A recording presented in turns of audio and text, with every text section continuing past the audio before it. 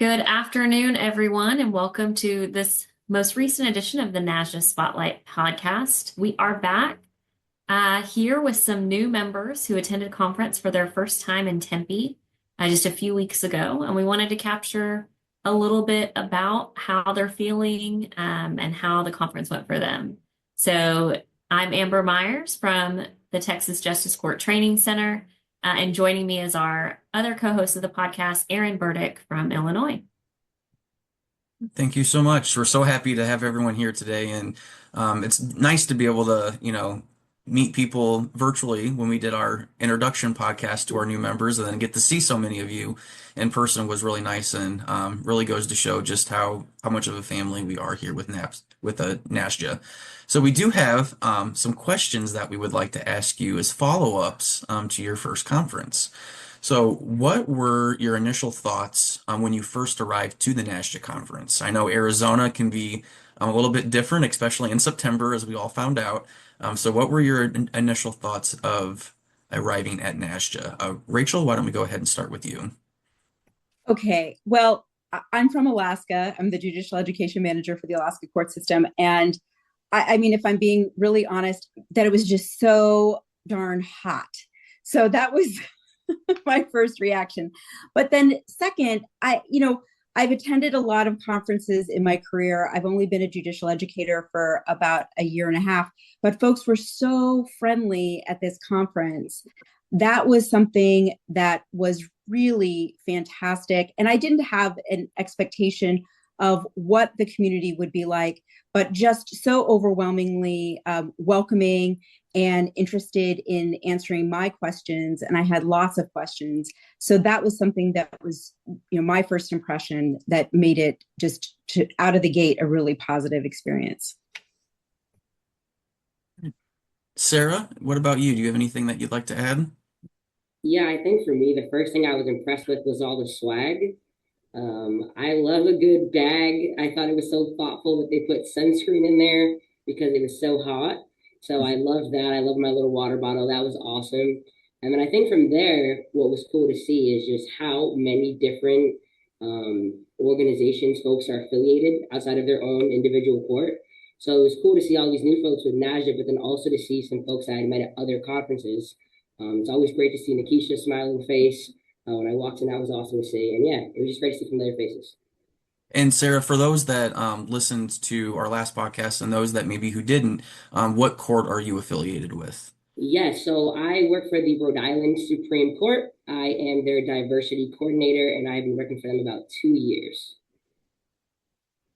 And Amanda. Yeah, I agree with everything that has been said so far. And the only thing I'll add is that the hotel was beautiful. Driving up, it was so close and convenient to the airport. Walking in, I had never been to Arizona before. So, just the decor and the open courtyard, it was really lovely. We immediately put our bags down and then met up with some people that I didn't know, but like some of my colleagues knew. And we went to this amazing dinner and laughed for probably 3 hours straight. So, just echoing what some others have said, everyone was so friendly and welcoming. It was a really wonderful first impression. Yeah, I mean, I have to agree. I think Aaron and I are both, we've been around for a bit, but not a super long time in NASJA. And I think that's something we've reiterated over and over is, just how welcoming and how fun NASJA is. Feels a little different than other conferences. So as we get kind of into that, I think y'all had some great responses that I'm excited about as being one of the members on the new professionals committee with Aaron, trying to welcome people in. But on the actual conference side of things, were there any particular sessions or speakers that stood out to you? And did you think that the content that was available aligned with your actual jobs, what you do? And I guess we'll start with Sarah this time. Thank you. I would say, in general, I liked all the sessions. I thought, Aaron, you did a great job on gamification. I was particularly fascinated in that because I'm working on our LMS here in the Rhode Island Judiciary. And so it was cool to see new interactive ways to use gamification strategies to enhance learning. And so I'm excited to kind of adopt some of those. Thank you. And use our Awesome. LMS. So that was awesome. And then I would also say I'm a big sucker for inclusivity, just knowing that I do DEI work in my court. So I thought Princess and Todd did a great job on their session. And then also seeing Edwin Bell and Fidel, they always do a great job in one of their DEI sessions that they led. So across the board, great sessions, but it was great, those three in particular. Amanda? Yeah, thank you. I work for the Judicial College of the Illinois Supreme Court, and one of my favorite sessions was the Agile Minds, Agile Courts plenary keynote. And I thought there was so many nuggets of really interesting information, and I could see applying a lot of the speaker spoke a lot about using it when we're hiring. And I could see that as another way I had never really thought about, bringing in creativity and flexibility and some of those key skills that, really help with the work that we're doing. So I found it very relevant, really interesting, very engaging. And Rachel? I agree with everything that Sarah and Amanda have said. I especially appreciated the program that was focused on art as a way of approaching DEI education. One of the things that I think a lot of people generally, but judicial officers in our community, I think, struggle with at times is ways to talk about DEI education and learning, and a willingness maybe to go out on a limb in front of their peers about different ideas. And I think that was a program that really demonstrated how you can draw people out by talking about something like art and just their basic perceptions of a work of art, and then work that into communication about diversity and equity and inclusion and history and historical context. I really thought that was amazing. Yeah, I think that's really cool, especially when you have people who are, like you said, kind of reticent to talk about those things. It's like taking the subject matter totally away from that for a minute to have them look at it a new way. I felt like that was really helpful in the literature and the law, or law and lit, that we did in the evening. It was interesting to kind of talk about the things we do currently through the lens of a historical book. So, and then one other little tidbit about that is, did you feel like the sessions were tailored to y'all as more new members, as well as being helpful to the more seasoned people there? Well, I'll jump in. I mean, for me as a new member, all of it was new. So I felt, that it really was getting at some of the questions that I had about being a judicial educator and how to improve my work and expand what my understanding of the work is. I think that was something that was very helpful to me. But in my conversations with more experienced participants, it seemed like folks were really enjoying all the sessions and getting to talk with folks, both new and old. So I thought that it was great. Looks like everyone's nodding their head. So I think that's probably a good thing. Amanda, Sarah, do y'all have anything to add? I think I'll chime in really quickly. I think because there was so much variety and choice, I think y'all did a great job at making sure there was stuff that was diverse for new members and old members. I loved the trivia because it taught me a lot about what I don't know. And I was like, wow, these people all know this, which shows the commitment to being a member of NASJE. And I have to brush up now on my history and figure out who the presidents were and when, so that at next conference, I can also carry the team. But across the board, yes, I think it was great. Great. Oh, that's really wonderful to hear. I know that, to hear new professionals feel that way, and to hear the same responses coming from those that have gone to 5, 10, 20 NASJE conference, and to have that same output, that they were, just as excited about the content, excited about the learning that they were able to take back to their jurisdictions, really goes to show the work of not only the education committee with NASJE, but also the subcommittee for the conference. So for those individuals that didn't know, it was Renew Sepra and Gabe Goltz were a part of the education subcommittee that kind of brought some of these courses to life. So I really think it goes to show, the work that they did and being able to meet the needs of both new professionals and existing. So that was really nice. But with conference, as we mentioned with some of the courses, it's all about networking, right? We learn from the faculty, we learn from the experiences that we're going through conference, but it's also the participants. We all have the same job, right, within our different jurisdictions. So it's taking what are those good networking opportunities, and how did you meet some of the new people that you identified as experienced judicial educators? So what were some of the experiences that you did with new people? Amanda, I know that you said you went out to dinner with a few people, but what other things that you did, or how did the more experienced NASJE members make you feel welcomed? We'll go ahead and start with Amanda this time. Sure. Yeah, I took advantage of there was a breakfast in the morning for new members. Just meeting people after session, then going to a meal and sitting down with people. I had many conversations like that. Sarah, I finally ran into you sort of at the end. And so there was a little smattering of like people that I wanted to connect with, kind of new, and then people that I would just sit down next to and talk to. But one thing that just really stood out to me was just how open everyone was in terms of sharing about their jobs. And, I noticed that there's, a lot of different titles, but then there's a lot of overlap in terms of the position. So just being able to ask, what is your title? Or, starting with sort of that, what do you do? And then hearing the ways that people are already collaborating and sharing information, getting ideas as people were talking about the initiatives that they're working on in their workspaces. So it was really interesting and so easy to connect because every single person was like really open to just talking and sharing. So that was really wonderful.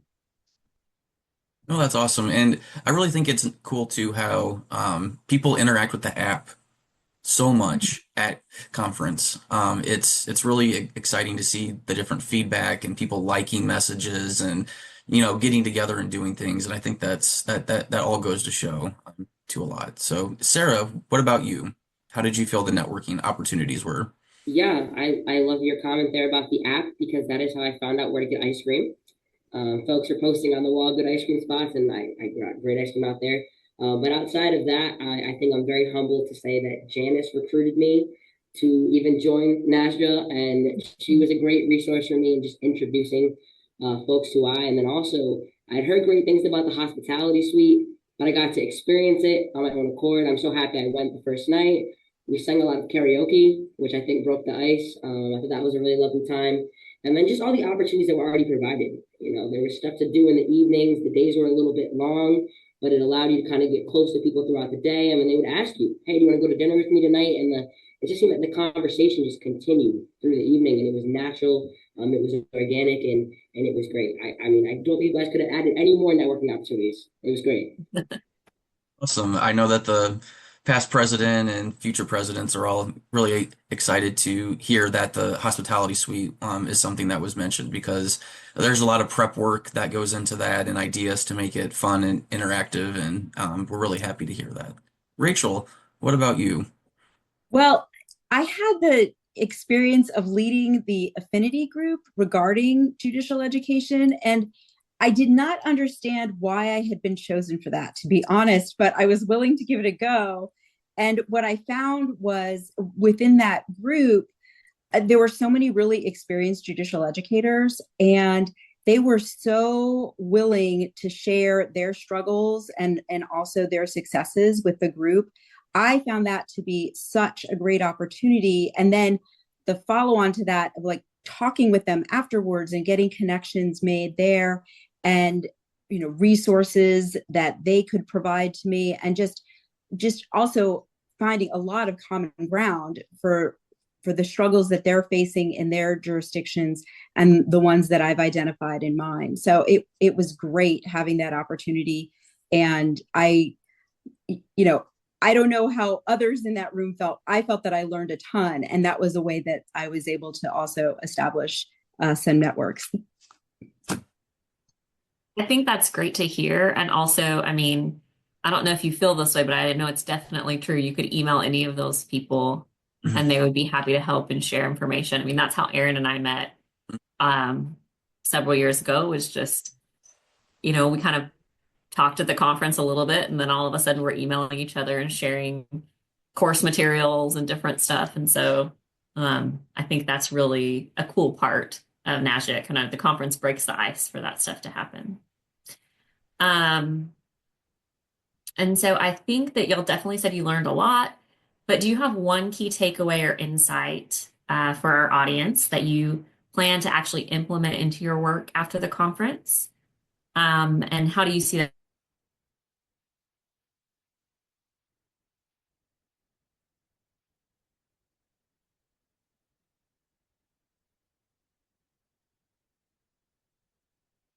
Court system, and I'm in Alaska, so I'm pretty isolated up here from the rest of my judicial educator sisters and brothers. So I think that for me, just getting the ice broken with the group so that I feel like I can reach out, and maybe that sounds very silly, but just I now feel comfortable emailing folks or calling folks in a way that I hadn't before when I'm struggling with an issue, and really feeling confident enough to ask questions that maybe I was too insecure to ask before, but now I feel really comfortable doing that outreach. Great. Amanda? Boy, I am really struggling to think about this. I feel like there are so many things. It's like, what can I say? I mean, I really like what you said, Rachel. I agree. Like, I think being able to reach out to others and ask, and even, I mean, I came with a number of my colleagues. So for me, just even getting to know them a little bit better, and also then being able to have conversations with them sort of fits in with what you were saying, Rachel, but on a more local level. So maybe that's what I'll say for this one, like just better connections with my actual colleagues. And Sarah, last but not least. I agree with you both. I think too, what's interesting is, as I said in the first podcast, my background's in higher education. So it was interesting to have an opportunity to kind of intersect DEI and higher education almost, in a sense. And I never considered a career in judicial education, but this conference kind of had me jazzed up. So I'll say that's one thing, like a little tidbit I'll tuck away. And then the other thing I'll say is that Rhode Island's very privileged, which in the last podcast, to be hosting the National Consortium on Racial and Ethnic Fairness annual conference in 2025. And so when I went to this one, I was just trying to like tuck away little strategies to make our conference be great next year. And I think just seeing how things were organized, from like the affinity groups to having breakout sessions to having experiential learning, has got me really excited. It's made me think of some innovative ways to make our conference great, and I've already started having conversations with folks on our planning committee, just kind of like adopting some of the NASJE best practices. So I'm thankful. Awesome. Well, we're going to have to send this to Renew and Gabe first because they're going to be very excited about all this input. Mhm. Um, Erin? Yeah. So one of the things, that we really like with NASJA is we're always, as educators, trying to improve, right? We're always looking at new things that we can do differently or ways that we can grow, not only as educators, but also as a conference and as an organization. So, do you feel like, as new educators coming into your first conference, do you feel like there was enough resources ahead of time and during the conference to help you navigate the different courses, where to go? Because with our experiential learning opportunity, with some of our social events, they were not at the hotel. We had to go out into Phoenix. And so we wanted to figure out and kind of get your experience of, was that a simple process to navigate? Or was there anything that you feel like NASJA could have done to help you prepare more for conference? Why don't we start with Rachel? Well, candidly, I did a really poor job leading up to the conference of making sure that I was paying attention to all of the opportunities that would happen away from the conference site. And I didn't sign up in time for some of the activities. And that was just me being so pressed for time in what I'm doing in my day to day. So, I mean, to the extent that NASJE could have sent me an email that was just a bright red screen, pay attention or you're going to miss out, that would have been great. I feel like I had a great conference experience regardless. But when I realized that I was missing out on some of the activities, I was a little frustrated with myself.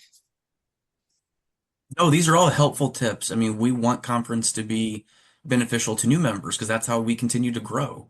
And so having these little tips of advice are something that, our new subcommittee for our education conference can be able to look at how can we implement these strategies to help our new members feel more engaged and involved in the process. So thank you, Sarah, for saying that. Amanda, what about you?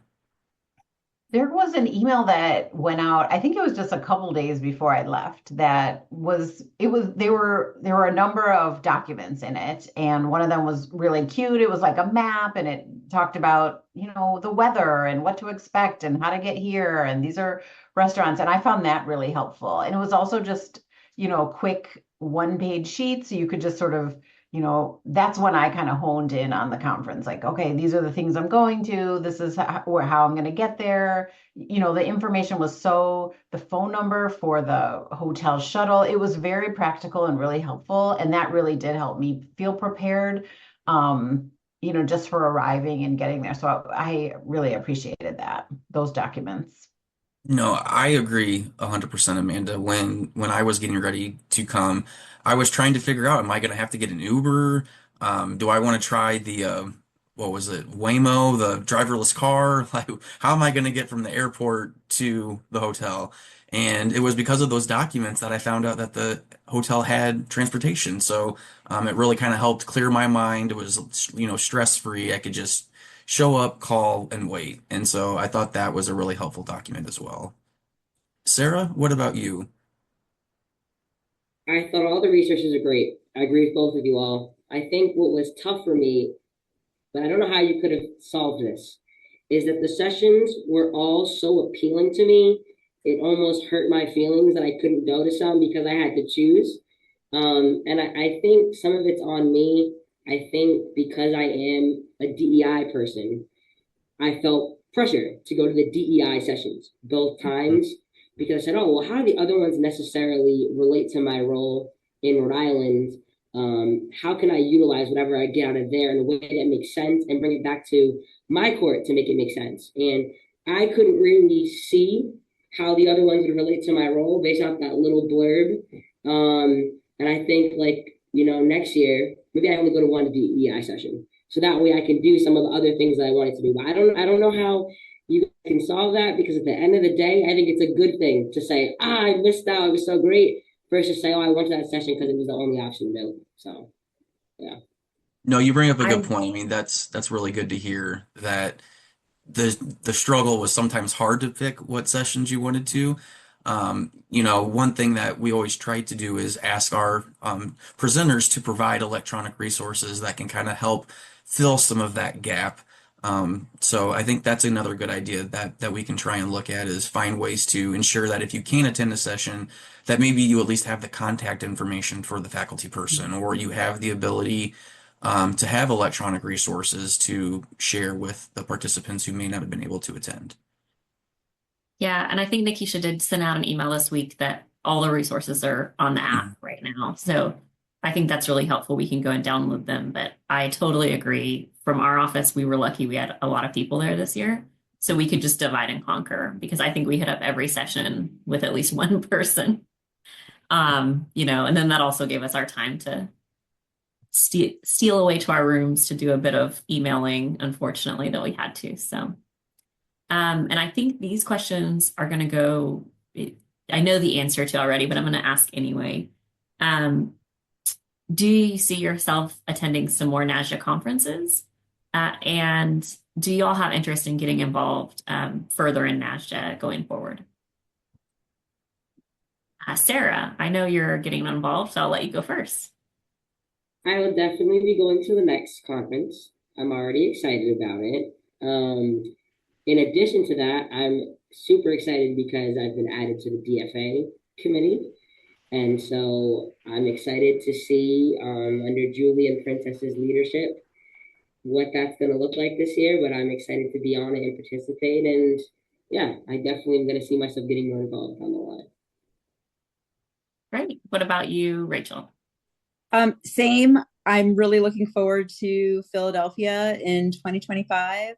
And I do plan to get involved with one of the committees. I am hoping to be able to attend the next diversity committee, and I'm going to look into some other committees as well. I'm interested in being involved. I think, however, wherever the organization needs assistance, because every topic is interesting to me. So I'm excited to have the opportunity to do more work with the organization.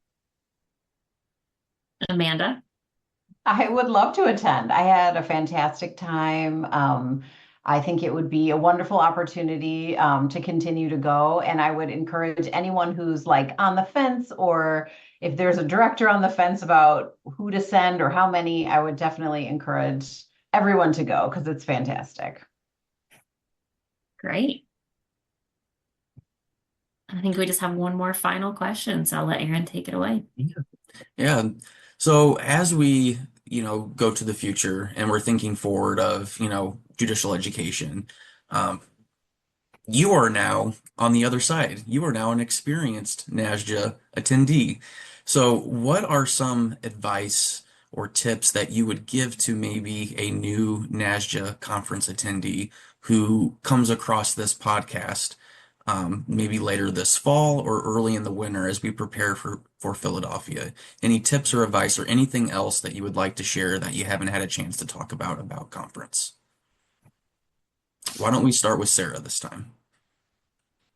I think my biggest piece of advice, and it was easy for me because I was the only person from Rhode Island to go, is to sit with folks that are not from your court. I think that there is a time and place to sit with folks, maybe debrief at the end of the day that you work with on a daily basis, or at least interact with more than once in a year.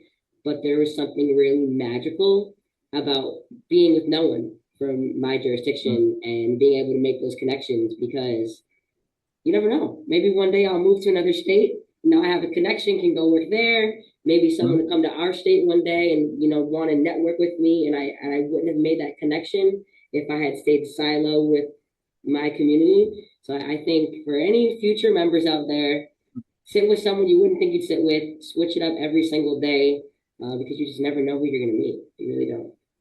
No, that's such key advice for anyone new because that's how I was when I came in. You have to meet people. There's always a professional component, to further your career, to get more institutional knowledge of the profession, but it's also just meeting people who have the same similar interest as you, and finding the similarities that you have and that connection and how it can help you not only grow professionally, but as a person and find new hobbies and new books and all these different things. So I think that's such a key piece of takeaway. Amanda, what about you? Yeah, I think my advice would be to ask all the questions. Go, sometimes you can show up and be a little reserved or waiting to kind of read the room a little bit. But I would say, ask the questions, put yourself out there. People are really willing to answer them, and you'll definitely learn a lot. So that would be my advice. No, awesome. Thank you so much for sharing. And Rachel, what about you? Well, I echo what Amanda and Sarah have said. And I would just say be open to share about your struggles on the job, because other people will empathize with you and talk about the things that they've tried that have succeeded, things that they have tried and failed. And you get lots of great new ideas and great new colleagues and friends who you can turn to again when you try something and you need some help or some advice. You bring up a really good point because more than likely, whatever you're going through, someone else has gone through that already, or something similar that they can help guide you through that same process, whether it's trying to, help faculty create a course, or if it's trying to bring a course idea to life, like the art course that you mentioned. And so there's such key takeaways. I know for me personally, having gone to a couple of NASJE conferences and been involved with the committees, I learned so much when I was there that I've actually had two courses that I'm starting to bring to life here in Illinois, and we're going through our approval process with our work groups and committees to see it come to life. So it's really cool how reinvigorating it is to go to conference and then to have all of this information to take it back and start applying it. I think that's a really huge thing, and finding ways to be vulnerable, to put yourself out there, to get those tips and tricks to bring back is such a huge thing. So thank you, Amanda, Sarah, and Rachel, for joining us. Like I said, you now can move your tassel over. You have now graduated and are an experienced judicial educator, and will be your second conferences as you attend NASJE. So thank you all again for your kind words and coming on to rejoin us. Amber, do you have any additional final thoughts? I would just say a little plug here for all the committees. Take a look at those on the website because they are so much fun, and so it's great to just jump on those meetings, even if you're not doing a whole lot at first. Just to kind of learn about the inner workings of NASJE. And I also have to say thank you so much for joining us, all three of you. I know it was kind of a scheduling nightmare a bit to get us all together today, but I think it's really worth it. And I think this will be really helpful for those new folks coming in. And if y'all have programs or initiatives or grants that you've been working on that you'd like to feature on the podcast, we would also love to hear your experiences so that our members can hear about that. That's our real focus for this next year of NASJE, is to focus on those things. So if you know something, let us know. Great. Thank you so much for inviting us to join you. Really appreciate it. Thank you. Thank you. Have a good day. Thank you so much.